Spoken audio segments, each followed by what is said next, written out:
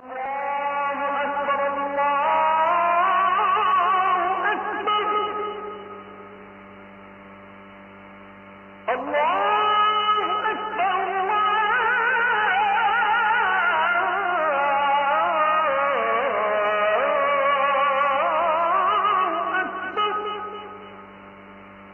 মানুষই শুধু জানতেন যে তিনি পৃথিবীতে কতদিন বাঁচবেন, সেটা হচ্ছে সাইয়েদনা আদম আলাইহিস সালাম। ওনাকে বলে দেওয়া হয়েছিল উমরুকা আলফু সানা, তুমি পৃথিবীতে বাঁচবে 1000 বছর। কয় বছর? সাইয়েদনা আদমের সামনে অনেকগুলো রূহ রাখা হলো। সাইয়েদনা আদম বললেন, এরা কারা?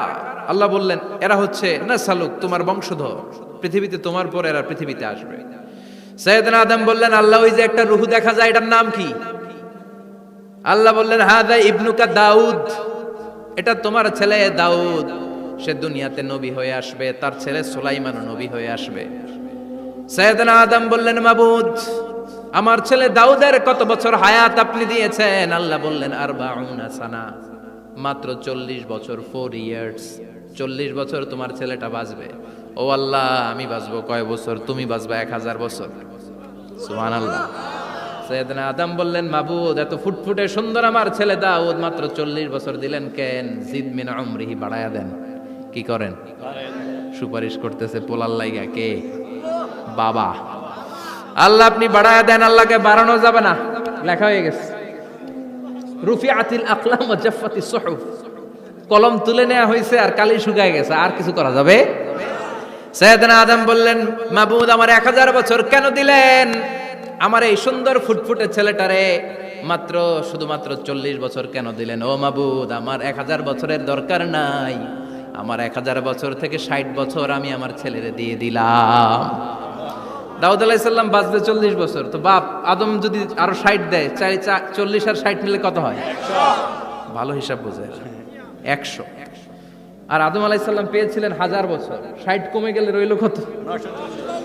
940 বছর পৃথিবীতে থাকার পরে মালাকুল মাউত চলে এসেছে।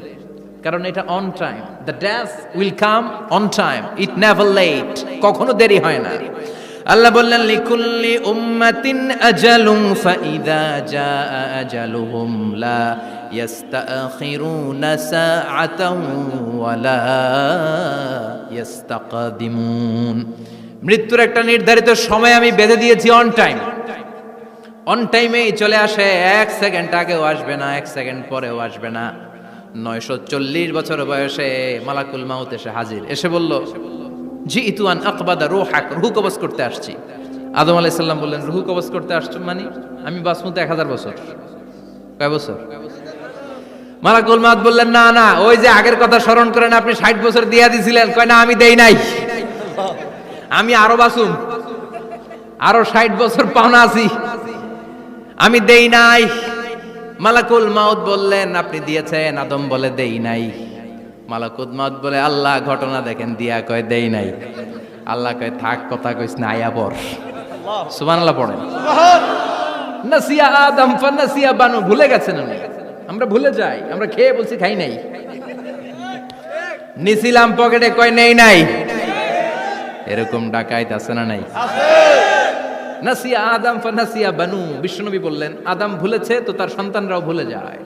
জাহাদা আদম ফাজাহাদা যুররিয়াতু, আদম অস্বীকার করেছে, তার সন্তানরাও অস্বীকার করে। সেদিন থেকে আল কিতাব ওয়া শুহুদ, মানে লিখে রাখার সিস্টেম আর সাক্ষীর সিস্টেম চালু হয়েছে। সুবহানাল্লাহ পড়েন। সুবহানাল্লাহ। 940 বছর বয়সে মালাকুল মাউত এসে আদম আলাইহিস সালামের রূহ নিতে পারে নাই।